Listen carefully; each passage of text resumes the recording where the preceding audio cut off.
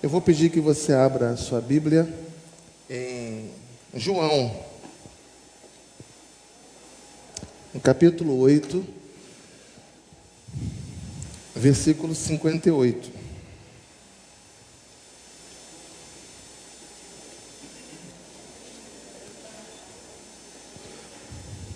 Tudo, do ponto de vista espiritual, do ponto de vista da nossa necessidade mais profunda, tudo nós podemos encontrar em Jesus. Tudo que você precisa, em qualquer aspecto da sua vida, só Jesus pode satisfazer. O Evangelho de João foi escrito por dois propósitos. O primeiro propósito, através da seleção intencional de pelo menos 7 milagres, dos milhares que ele fez. João diz que esses sinais foram escritos para que creiais que Jesus é o Filho de Deus, e para que nele, crendo, você tenha a vida eterna. Mas também o Evangelho de João, em segundo lugar, foi escrito com o propósito de defender a fé cristã de uma heresia da época, que se chama de gnosticismo, que apareceu no século VI e que estava no auge quando João escreve então esse evangelho. E o gnosticismo misturava filosofia com esoterismo e também com ascetismo. E a grande tese do gnosticismo é que o espírito é bom, mas a matéria é má. E Deus, sendo tão puro, tão santo, tão bom, não poderia se encarnar no homem, não poderia se despir da sua glória e se transformar em homem, exatamente porque a nossa carne é má e Deus é bom, a nossa carne é impura e Deus é puro, Deus é santo. E João então vai escrever esse evangelho com o intuito de provar, não apenas no evangelho de João, mas através das cartas que ele escreve, em 1 João, 2º, 3º, Apocalipse, a tentativa dele de provar que Jesus é 100% homem e 100% Deus. Verdadeiramente homem e verdadeiramente Deus. Mas o que impressiona no Evangelho de João é que o próprio Jesus, através dos seus discursos, ele se apresenta como aquele que é Deus. Ele não apenas é homem, mas ele é Deus. E o texto é esse que nós estamos, João 8. Vamos juntos, vamos ler juntos? Respondeu-lhe Jesus: em verdade eu vos digo, antes que Abraão existisse, eu sou. Mais uma vez, respondeu-lhe Jesus: em verdade vos digo, antes que Abraão existisse, eu sou. Pai, fala conosco nesse momento tão precioso em que nós nos dispomos para ouvir a Tua voz. A Tua palavra é fundamental para nós. Fala conosco e que a Tua palavra venha trazer a transformação necessária para a nossa vida. É o que te pedimos, em nome de Jesus. Amém. Amém. Glória a Deus. Tome o seu lugar. Antes que Abraão existisse, eu sou. Jesus não está falando aqui apenas da sua eternidade. Jesus não está falando aqui apenas da sua pré-existência. Jesus não está aqui apenas defendendo a sua divindade. Mas quando Jesus usa a expressão eu sou, ele está se utilizando da mesma expressão de Gênesis, no capítulo 3, quando Moisés ele pergunta para Deus lá no Monte Horebe, quando Deus se manifesta através daquela sarça ardente, e a pergunta que Moisés faz para Deus é: em nome de quem eu vou me apresentar ao povo? Quando me perguntarem qual é o Deus que eu sirvo, qual é o Deus que me enviou até lá, em nome de quem? E Deus disse a ele: vai, e quando você chegar diante do povo, você diz que quem enviou você foi o eu sou. Eu sou o que sou. E essa expressão eu sou se aplica somente a Deus. Somente a Deus. Veja que no versículo 59, os judeus eles pegaram em pedras para atirarem nele. Mas Jesus se ocultou, diz o texto, e saiu do templo. É porque essa expressão eu sou era uma expressão que eles entendiam que expressava o Deus único. Quando Jesus diz eu sou, ele está dizendo não existe outro Deus além de mim, eu sou o único Deus. E nós sabemos que a causa da condenação de Jesus perante o Sinédrio é porque ele se dizia ser igual a Deus. Diversos momentos ele disse, eu e o Pai somos um. E ao usar essa expressão aqui, eu sou, ele está dizendo, eu sou o único Deus verdadeiro, e igual a mim não existe outro. Eu sou igual ao Pai. E as pessoas ouviam aquilo e elas se escandalizavam. E essa expressão eu sou significa que fora de Deus não existe outro Deus. Eu sou significa que ele sempre foi Deus. Eu sou significa que ele é o Deus eterno, que ele é o Deus presente, que ele é o Deus do futuro.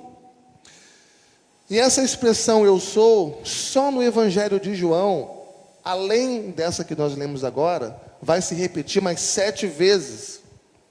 E ela sempre vem acompanhada de uma metáfora para descrever uma necessidade que eu e você temos e que somente o Senhor pode suprir. A expressão eu sou é usada 7 vezes aqui no Evangelho de João e a gente vai rapidamente observar cada uma delas. E eu vou pedir agora a sua habilidade na leitura bíblica, que a gente vai passar de um capítulo para o outro em João. Abra comigo João 6:35. Vamos ler juntos. João 6:35. Declarou-lhes, pois, Jesus. Vamos juntos? Eu sou o pão da vida, e o que vem a mim jamais terá fome, e o que crê em mim jamais terá sede. Eu sou o pão da vida. E a gente tem 3 lições importantes aqui.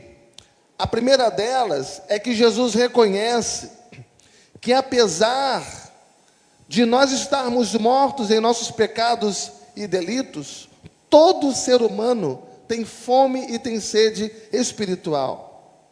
E Calvino disse que o coração do homem é uma fábrica de ídolos. Salomão disse no capítulo 3 de Eclesiastes que Deus, ele colocou a eternidade no coração do homem. E lá no século IV, Agostinho de Hipona, completando a fala de Salomão, ele vai dizer que nada daquilo que é terreno, nada daquilo que é efêmero, nada daquilo que é passageiro, nada daquilo que é transitório, nada desse mundo, nenhuma beleza, nenhum deleite, nenhum prazer, nenhum ídolo pode satisfazer a fome de uma pessoa, pode satisfazer a nossa fome e a nossa sede espiritual. Por que existem tantas religiões? Por que as pessoas batem em tantas portas da religião? Existem tantas religiões porque as pessoas estão desorientadas, porque as pessoas estão desesperadas, porque as pessoas estão famintas, elas têm fome, elas têm sede, elas buscam uma resposta como uma ovelha que não tem pastor. Então Jesus reconhece que nós, apesar de estarmos mortos em nossos pecados, nós temos fome e sede espiritual. A segunda verdade que esse texto nos ensina é que Jesus é o pão que dá a vida e que sustenta a vida. Eu sou o pão da vida. Eu sou o pão que dou a vida. Eu sou o pão que sustenta a vida. Eu sou o pão que alimenta a existência. Então, meus amados irmãos, vejam que se vocês estão com fome espiritual, se vocês estão com sede espiritual, Jesus Cristo é o alimento, Jesus Cristo é a água que precisamos, Jesus Cristo é o pão que pode te alimentar, é a água que pode satisfazer todas as necessidades mais profundas da sua alma. E é interessante, João 6:41, ele vai dizer, eu sou o pão que desceu do céu. Ou seja, quando ele diz eu sou o pão que desceu do céu, ele está dizendo eu sou o pão que veio de Deus e veio para satisfazer as necessidades da sua alma. Ele é o pão vivo, ele é o pão verdadeiro, ele é o pão que nutre, ele é o pão que satisfaz. E o propósito está no versículo 51, quando ele diz eu sou o pão vivo que desceu do céu, se alguém dele comer, o propósito, viverá eternamente. E o pão que eu darei pela vida do mundo é a minha carne.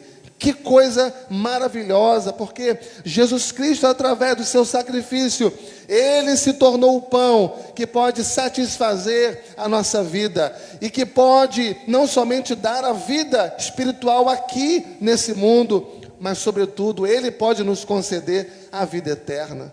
E se há alguma fome espiritual, se há alguma sede espiritual, se há alguma necessidade espiritual em nós, nós temos Jesus, nós temos o pão vivo, nós temos o pão verdadeiro, nós temos o pão que satisfaz. Amém, irmãos? Terceiro lugar, João 8, versículo 12. João 8, versículo 12. De novo lhes falava Jesus, dizendo, vamos juntos? Eu sou a luz do mundo. Quem me segue não andará em trevas, pelo contrário, terá a luz da vida. Então veja, Jesus não é somente pão, mas agora ele diz que ele é a luz. Ele é a luz do mundo. E nós vamos encontrar mais verdades aqui. A primeira delas é que o mundo está em trevas, trevas espirituais. E trevas espirituais simboliza que as pessoas não veem espiritualmente, as pessoas não enxergam espiritualmente. Trevas espirituais significa que as pessoas estão no mundo em que elas não têm direção. As pessoas estão perdidas porque está escuro, está em trevas. Elas estão desesperadas na sua alma, elas estão aflitas, porque onde não há luz, não há vida. Onde não há luz, não há esclarecimento. E a Bíblia diz que o mundo jaz no maligno, ou seja, o mundo descansa nas trevas.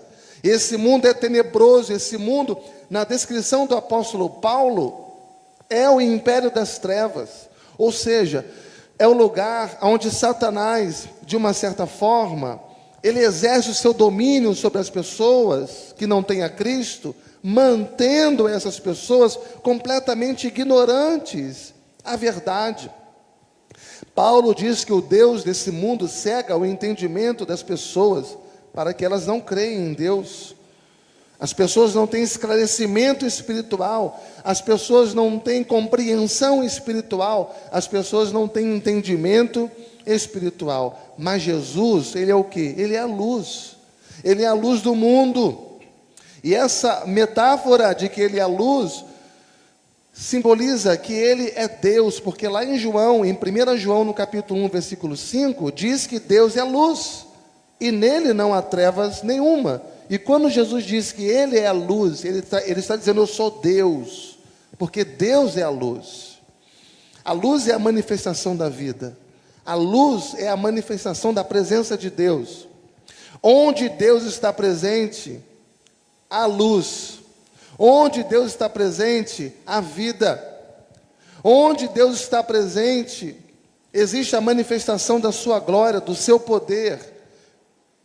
E Ele é o Deus de onde procede toda a luz. Ele é o Deus de onde procede a majestade. Ele é o Deus aonde procede a sua glória. E nele não há sombra de variação.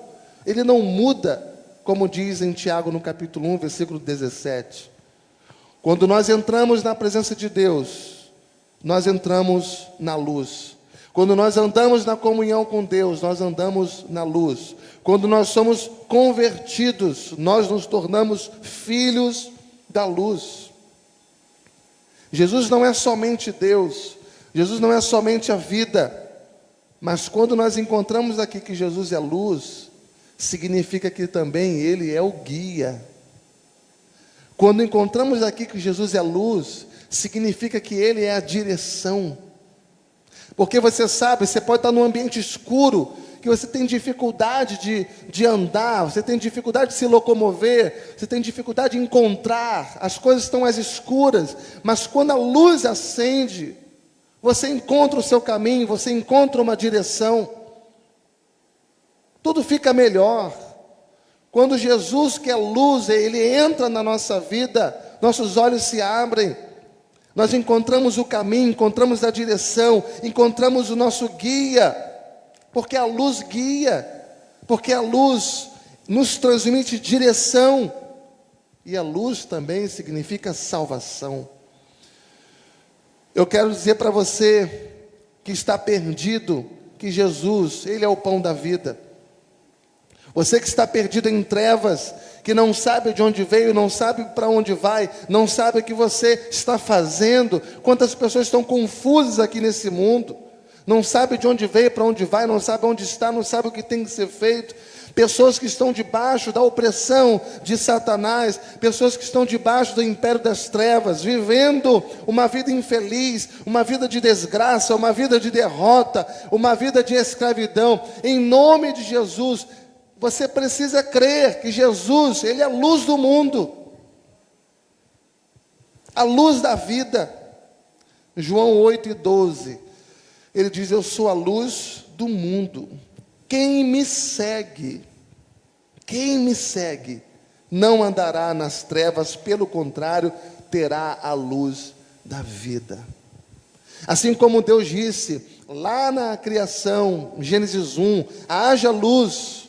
A terra era sem forma e vazia, e Ele disse: haja luz, e houve luz. O Espírito Santo pode também no dia de hoje dizer para nós: haja luz. E quando Ele disser para nós: haja luz, as escamas dos nossos olhos vão cair, a escuridão diante de nós será dissipada, nós enxergaremos em Jesus a luz da vida. E Jesus vai entrar na nossa vida como o sol da justiça, para trazer a luz de Deus, para trazer a luz divina. E nós seremos, a partir desse momento, filhos da luz, e nós não andaremos mais em trevas.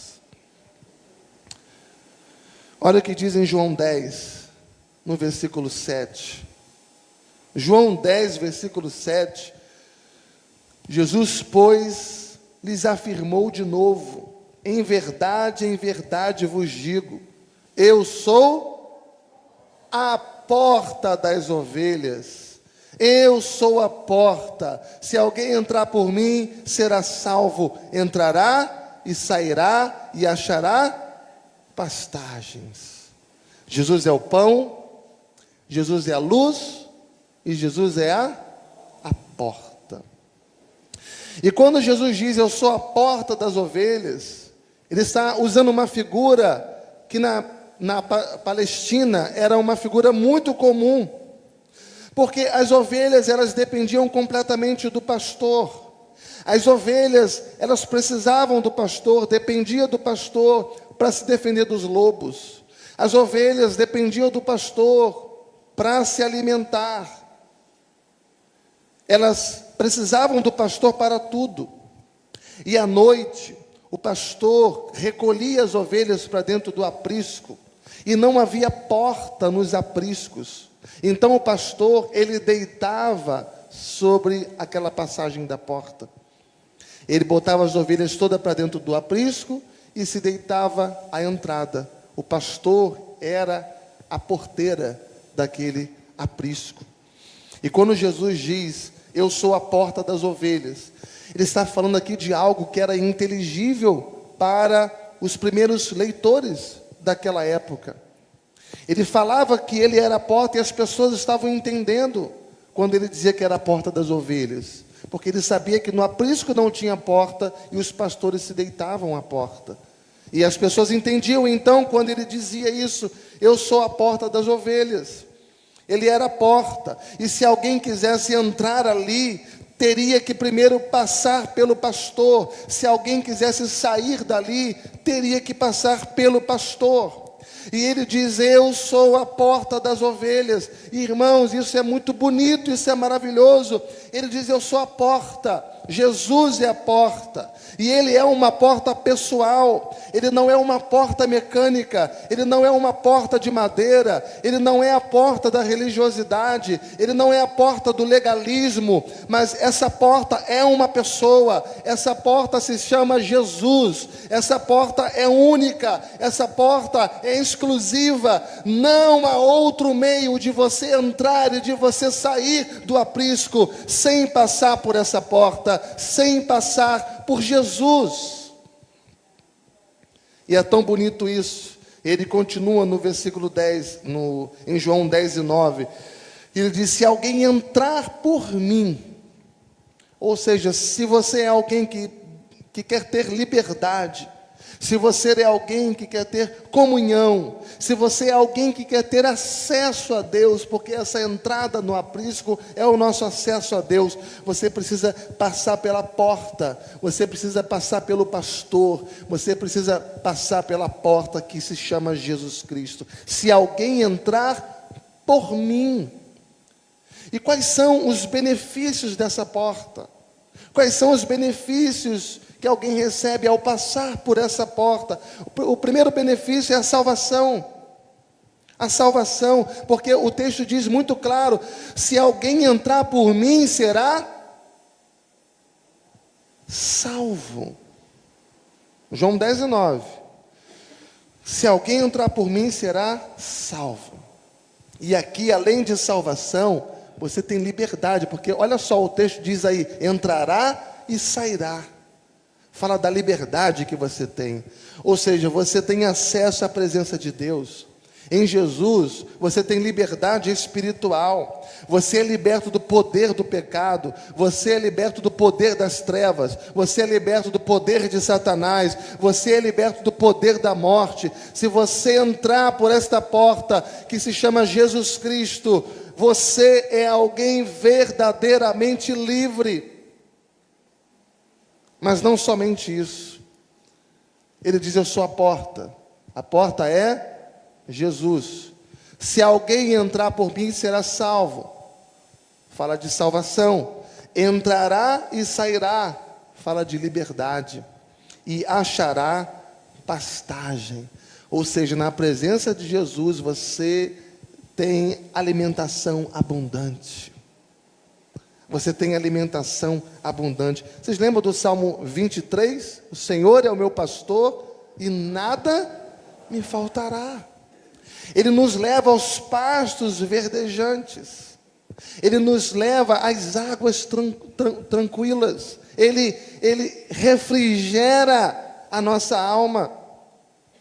E ainda que a gente ande pelo vale da sombra da morte, nós não tememos mal nenhum, porque Ele, o nosso pastor, está conosco. Ou seja, irmãos, Ele é o pastor da nossa vida. Ele é o pastor da nossa vida. Ele é aquele que cuida de nós. Ele é aquele que tem a responsabilidade de pastorear a nossa vida. Olha o que diz aí em João 10, no versículo 11. Vamos ler juntos? Jesus é o pão, Jesus é a luz, Jesus é a porta. E o que diz em João 10:11? Eu sou o bom pastor. Ele é o pão, Ele é a luz, Ele é a porta e Ele é o bom pastor. E essa palavra bom, ela no original grego, significa maravilhoso, significa excelente.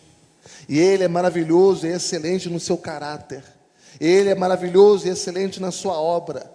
Ele é maravilhoso e excelente na sua essência. Ele é maravilhoso e excelente no seu pastoreio. Ele é maravilhoso, Ele é excelente e Ele é insuperável no adjetivo de bom. Eu sou o bom pastor, disse Jesus. E a pergunta que a gente faz para esse bom pastor é: se Ele é um bom pastor, o que Ele dá às suas ovelhas?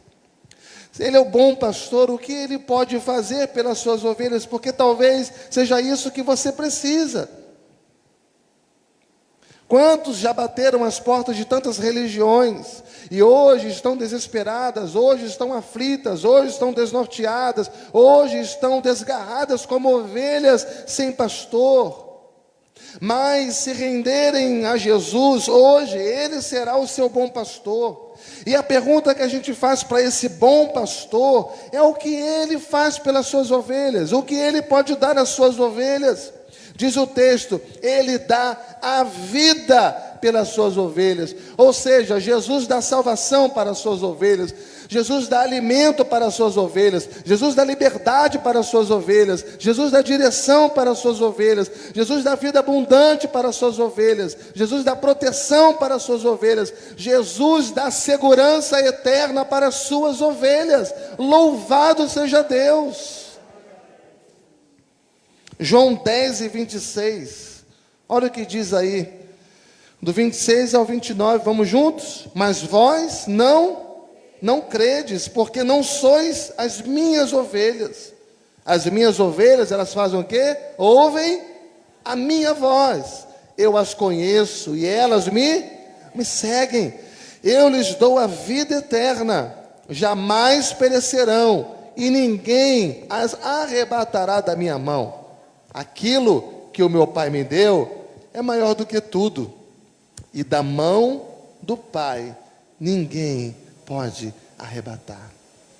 Você tem a vida eterna, você tem a garantia eterna, você tem a segurança eterna, porque você está nas mãos do bom pastor. João 11, 25. O quinto eu sou. Vamos ver juntos. Jesus é o pão, Jesus é a luz, Jesus é a porta, Jesus é o bom pastor. Mas o que diz em João 11 e 25? Disse-lhe Jesus, eu sou a ressurreição e a vida. Quem crê em mim, ainda que morra, viverá. A ressurreição e a vida estão em Jesus Cristo. Ele diz, eu sou. Veja que primeiro ele diz a ressurreição. E depois vem o quê? A vida. Em primeiro vem a ressurreição. E depois vem a vida.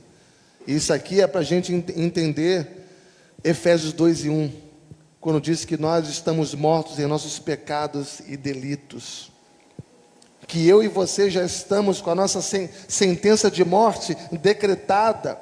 E Hebreus 9 e 27 diz que está ordenado aos homens morrerem uma só vez. Todos ressuscitarão, todos, salvos e não salvos. No último dia todos ressuscitarão. Todos os condenados e os salvos viverão eternamente. Só que uns eternamente longe de Deus, outros eternamente perto de Deus, uns no inferno, outros no céu, uns na condenação perpétua, outros no estado de gozo eterno. Mas Jesus, Ele veio a esse mundo para nos trazer vida, e Ele nos ressuscita espiritualmente. Nós estamos mortos em nossos pecados, quando nós estamos sem Cristo. Mas quando Jesus entra na nossa vida, nós ressuscitamos. E nós vivemos. E Ele nos dá a vida eterna. E ainda que passemos pela morte, nós viveremos. E a única condição para isso é que você precisa crer em Jesus.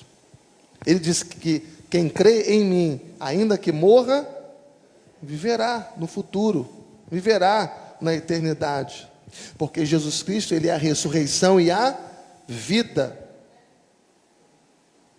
e porque nós cremos em Jesus, a morte não é um ponto final, a morte é uma passagem, você é promovido para o gozo eterno.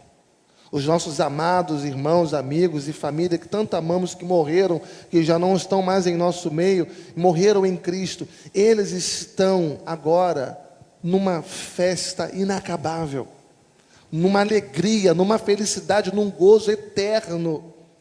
na presença de Deus. E em breve nós vamos encontrar com eles, vamos reconhecê-los no céu e vamos dar aquele abraço gostoso e glorificar a Deus, porque nos garantiu a vida eterna. Amém, irmãos? O sexto eu sou do Evangelho de João, veja comigo, João 14, versículo 6.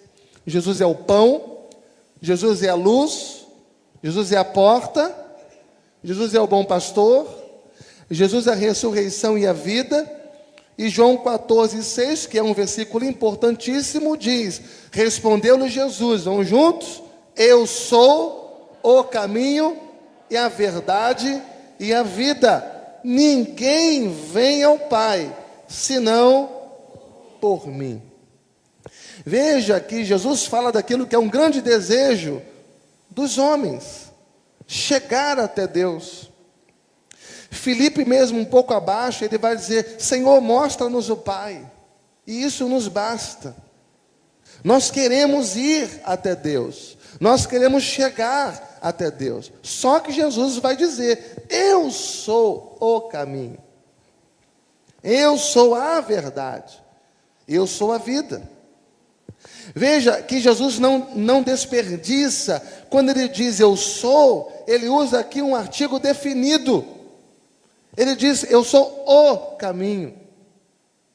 Ele não disse que eu sou um caminho, como se houvessem outros. Mas ele é o caminho, a verdade, a vida. Ou seja, não existe outro caminho para Deus que não seja Jesus Cristo. Não existe outra verdade de Deus que não seja Jesus Cristo. Não existe outra vida de Deus que não seja Jesus Cristo. Ele é o caminho. Veja que ele não nos mostra o caminho, ele não nos aponta o caminho, ele é o caminho, é ele quem conduz você à presença do Pai. Ele é o novo caminho, é o vivo caminho até Deus. Ele é o caminho para aquele que está perdido. Ele é a verdade que pode libertar você, a verdade que pode salvar você. Ele é a verdade que pode te conduzir até a presença de Deus. Ele é a verdade. João 8:32 diz: conhecereis a verdade, e a verdade vos libertará. Mas Ele também é a vida. E se Jesus é a vida, é porque nós estamos mortos em nossos delitos e pecados. E essa vida é a salvação, e salvação é uma obra exclusiva de Deus. Paulo diz em Efésios 2, versículo 1, Ele vos deu vida, estando vós mortos em vossos delitos e pecados. Ele é o caminho em oposição à perdição. Ele é a verdade em oposição à mentira. Ele é a vida em oposição à morte. Amém, irmãos? Mas para encerrar, João capítulo 15, versículo 1. Vamos ler? João 15, versículo 1. Jesus é o pão, Jesus é a luz, Jesus é a porta. 4, Jesus é o bom pastor. 5, Jesus é a ressurreição e a vida. 6, Jesus é o caminho, a verdade e a vida. E o que diz em João 15, 1? Eu sou a videira verdadeira, e o meu Pai é o agricultor. Jesus é a videira verdadeira. E essa figura da videira, ela também é uma metáfora. Ela é uma metáfora da nação de Israel. Porque a igreja de Deus, o povo de Deus, no Antigo Testamento, era chamado de videira de Deus. Eles não chamavam de igreja. Aquele povo da igreja, aquele povo de Deus. Não, eles diziam aquele povo da videira de Deus. Eles eram chamados de videira de Deus. E o que essa figura da videira simboliza quando Jesus diz que Ele é a videira verdadeira? É porque Jesus sabe que há muitas videiras que são falsas. A videira não é uma religião. A videira é um organismo vivo.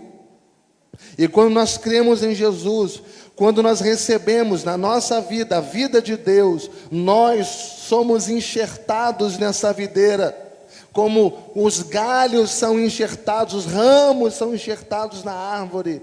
Nós somos ramos de Deus, e nós somos enxertados nessa videira, e quando nós somos enxertados na videira, nós passamos a fazer parte da família de Deus. E a videira é quem dá seiva, a videira é quem dá nutrientes, a videira é quem dá vida, para que os ramos venham produzir as suas folhas, venham produzir os seus frutos e as suas flores. E o que significa Jesus como videira verdadeira? Já pedindo aqui o apoio dos nossos músicos, o que significa Jesus como videira verdadeira?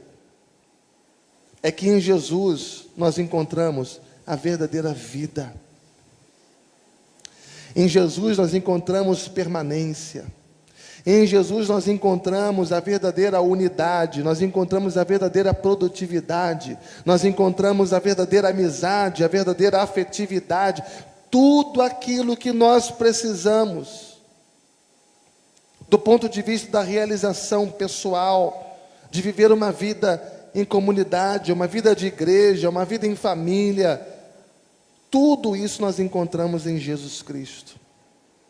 Quando nós cremos em Jesus, nós passamos a fazer parte da família de Deus, o corpo de Cristo, e recebemos vida, recebemos seiva, recebemos nutrientes da videira verdadeira.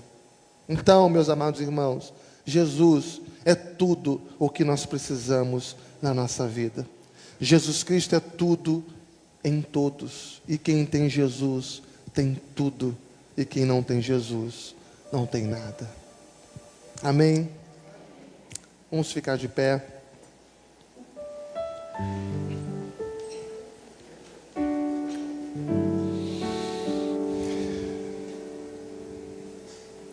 Obrigado, Senhor, pela Tua presença na nossa vida. Obrigado por tudo aquilo que Tu és. Obrigado porque Tu és o nosso pão, o pão do céu, o pão que veio para alimentar a nossa alma, para suprir a nossa sede, para nos fortalecer. Obrigado porque Tu és a nossa luz. Um dia nós andávamos em trevas, mas o Senhor nos transportou para o Seu reino de luz. E hoje nós não andamos mais na escuridão, porque nós temos a luz da vida. Tu és o nosso farol que ilumina o nosso caminho pela Tua palavra. Obrigado porque Tu és a porta, Senhor. Nós não andamos mais errantes, não andamos mais batendo nas portas da religião, porque um dia nós entramos pela verdadeira porta, e quando nós entramos pela Tua porta, nós encontramos segurança dentro dos Teus apriscos, encontramos proteção, encontramos alimento, encontramos a verdadeira vida. Obrigado porque Tu és o nosso bom pastor, aquele que cuida de nós, aquele que nos protege, aquele que nos conduz aos pastos verdejantes, aquele que refrigera a nossa alma. Obrigado, Pai, porque Tu és a ressurreição e a vida, e porque nós cremos em Ti, nós não morreremos eternamente, não seremos condenados, não estaremos perdidos, mas porque Tu és a ressurreição e a vida, nós herdamos em Ti a vida eterna. Obrigado, Pai, porque Tu és o caminho, a verdade e a vida. Não há outro caminho, não há outra verdade nesse mundo relativista, em que existem muitas verdades. Nós sabemos que no fundo mesmo, Pai, Tu és o único, e não existe outro além de Ti. Em Ti nós encontramos a vida abundante, a vida de gozo, de alegria, a vida eterna. Obrigado, Pai, porque Tu és a videira verdadeira, e nós estamos enxertados em Ti, nós fazemos parte da Tua família, e porque nós estamos enxertados em Ti, nós somos alimentados continuamente, capacitados a produzir fruto, flores, folhas, a beleza, Senhor, para que possamos atrair as pessoas e alimentá-las com a vida de Jesus que habita em nós. Obrigado por tudo, Pai. Obrigado, Senhor. Obrigado, Pai, porque Tu és tudo em todos, porque Tu és tudo que nós precisamos, porque se temos a Ti, nós temos todas as coisas que são capazes de suprir todas as necessidades da nossa vida. Por isso queremos Te louvar e queremos Te bendizer nesta hora bendita, e fazemos isso no nome precioso de Jesus. Amém e amém. Glória a Deus.